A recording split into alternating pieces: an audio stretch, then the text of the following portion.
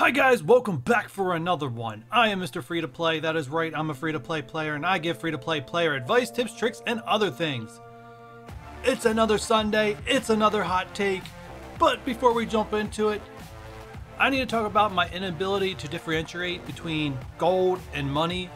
As you guys have noticed, I will say the word money when I'm actually intending the word gold. This is something that me and some of the people that helped me behind the scenes, got to give me feedback, brought up a while back. And I was like, yeah, I know, I got to work on it because some people could take that the wrong way. Some people understand what I'm trying to say, some people don't. And that just goes for my brain not being able to tell the difference in an instant between the two. Because obviously I would never talk about money because I'm 100% free to play. I never spent money on this game. I never will, mainly because that's my promise to you guys. So I need to come up with a way to hold myself accountable for saying the word money when I need to be saying the word gold. And one of the things I joked about a while back with my alliance leader was I need a swear jar, but my swear word is money. So I'm gonna do it. Anytime in any future video going forward, I say the word money instead of gold, I'm gonna put $1 into that swear jar. Now, I know you guys are thinking, what am I gonna do with that money that I put into that jar? Well, I think it's gonna be a while. I mean, I don't really talk about gold that often, that I don't think it would happen that fast. Like, it would just, like, money would just go in there like insanely. But honestly, I toyed around with a few different ideas. Ultimately, I want to do something that there is video proof of me following through with. There's no doubts that there are some shenanigans or fraud happening. So I do have a solution, but you guys are gonna have to tune into Friday's orb opening show to find out what that is.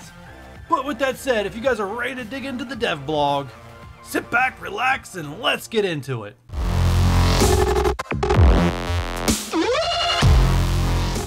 Alright, so the first dev blog we got of the week was the Ebony Maw Issues, them addressing it. Now, I'm imagining that less than 50% of my viewers actually unlocked Ebony Maw this last time around, but for those that did, or those are curious of what's going on, first off, they're saying there's nothing wrong with his healing, with his ultimate. It's just a text issue that they're working on fixing because apparently there's only so many things that can pop above a character's head, which I understand.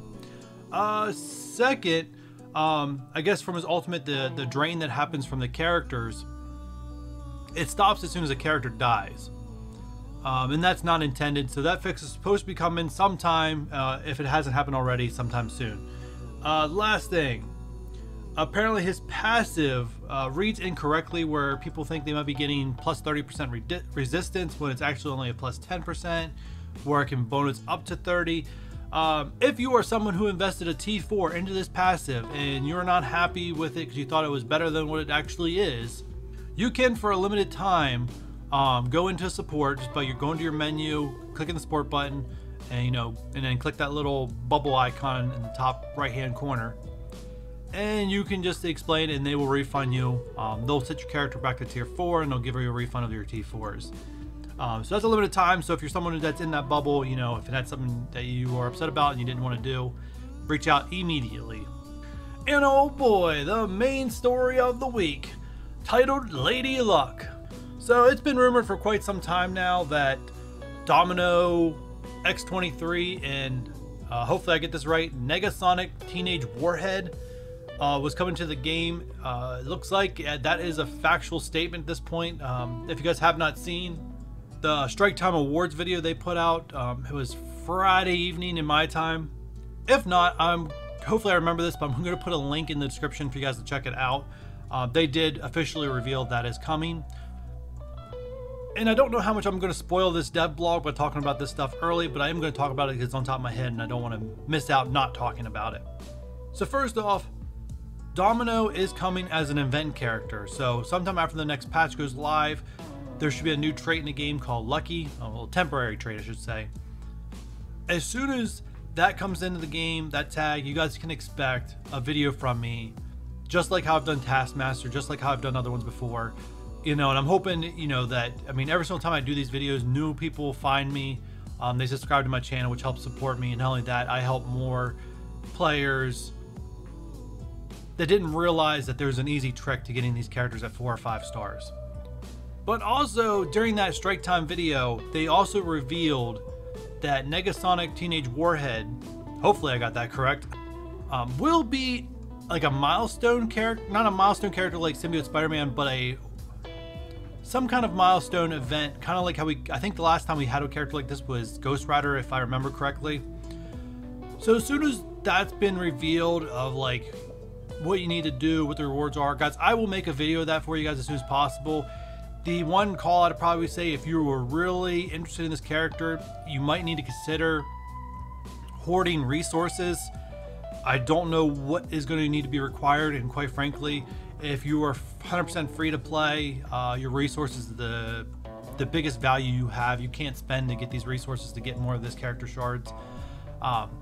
But please take that with a grain of salt, and please use caution. If you are still someone that's super early in this game, don't worry about this character. Keep going, get characters unlocked, keep building yourself up. If you're someone mid-game and later, you probably do have the option of doing this, but once again, do not halt your progress if it's going to set you back, because we do not know, and you could save something that's not going to be needed, and it could have helped you immediately. So, grain of salt. I will probably be hoarding whatever resources I don't currently need and waiting to see what her event requires. And then we can expect X23 to be a Blitz release. Please be a 45 shard unlock and not 100. I hate the 40. I hate the hundreds. Just hate the hundreds. Alright, so this is pretty much going over that video that I was talking about, the Marvel Strike Force Awards. They have a link right here, but like I said, I will try to remember to have a link in the description of my video for you guys to go check out this video. Domino's kit has been vaguely revealed here. Now, I'm not going to break down the character kits. I normally never do. This blog post usually comes out Friday nights, and because I don't want my opinion to be tampered or influenced by someone else, I purposely don't watch any YouTube content from Friday evening until I'm done recording this show. Now, I have to be disclosure, I did watch OMG's video last night. It was not intentional. It was kind of like, what? Because I didn't catch something, and I thought he was talking about a data mine or something, but no, he was talking about this. Which you guys will hear me reference here in a little bit. But yeah, it looks like she's going to be a controller for X-Force. Looks like she's going to have great synergy with Deadpool. And I'm pretty sure by the time this video comes out, there's going to be pretty much every content creator possible breaking down her kit, which is vaguely given to us right now. We don't have numbers, but I'm pretty sure that there's going to be plenty of them out there. I'm just giving you guys the highlights. Looks like she's going to be extremely, I don't know how fast she's going to be, but she's definitely going to start the game with a full speed bar. Like all these characters that get full speed bar to start, I don't know how they determine what order they go in. Someone's gonna have to test play that one, but this is another one that looks like they should be going first as soon as they spawn in. She looks like she's gonna be hard to hit with dodge chances, crits. Looks like she's gonna be just a random ball of stats. I could see her being like, oh, 50% to dodge, 50% to crit, 50% to this. So it's like randomly she could hit hard, miss. Like I could see this character being a huge pain, and I'm talking next level Nebula type of pain where you just can't hit her and stuff like that, and she's hitting you back.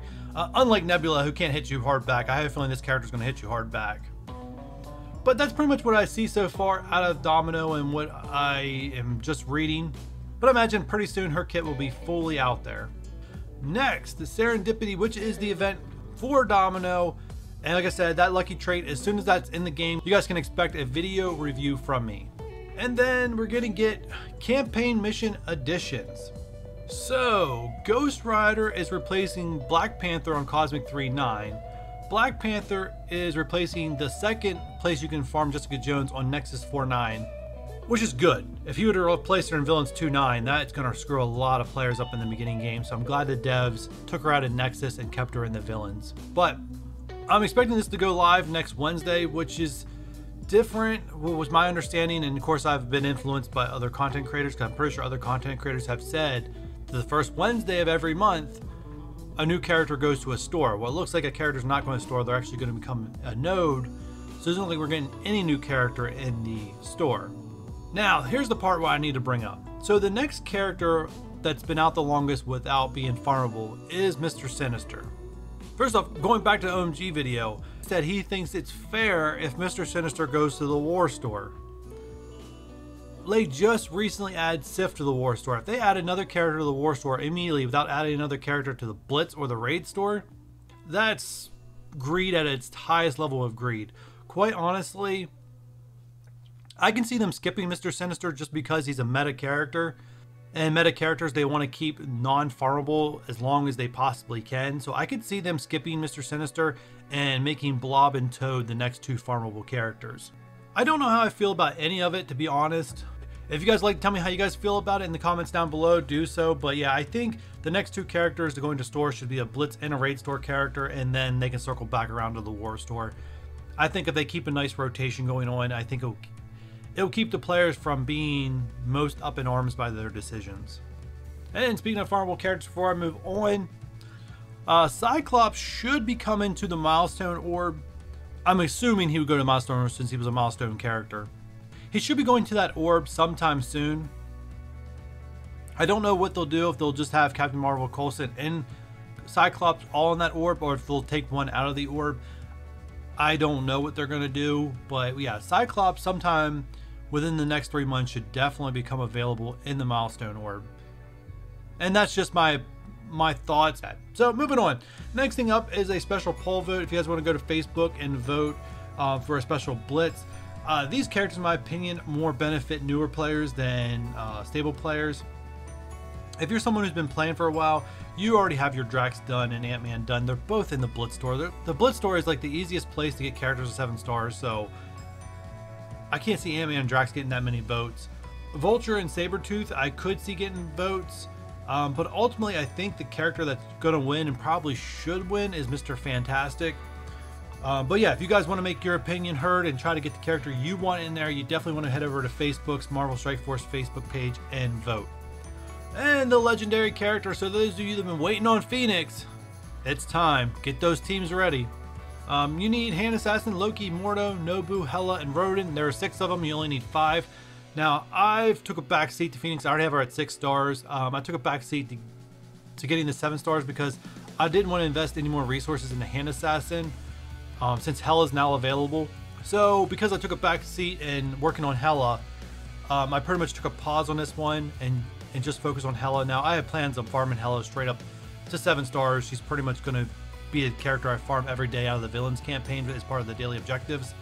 Getting Phoenix is totally dependent on me getting her complete, because the other ones are pretty much coming along through orbs and other things while I'm trying to get her caught up. But oh yeah, I mean, definitely if you're able to get Phoenix or able to farm for Phoenix, by all means, she's probably the top character behind Black Bolt. And Ebony Maw, the jury's still out, so I don't want to make that assumption quite yet. Alright, so blitzes for the week. So it looks like on Monday through Wednesday, we are getting Juggernaut. Now, this one's going to be a special event Juggernaut. Kind of like how we had back for the Tornado Mac characters. There's going to be red stars available for this character. So you guys can expect anyone who does not have their Juggernaut at high red stars to be going wild during this event. Now, people that already have high red stars are probably just going to clear the milestones and call it a day. So this one could be very competitive. It's hard to tell. Obviously, you guys probably want to take a look at the Blitz predictions.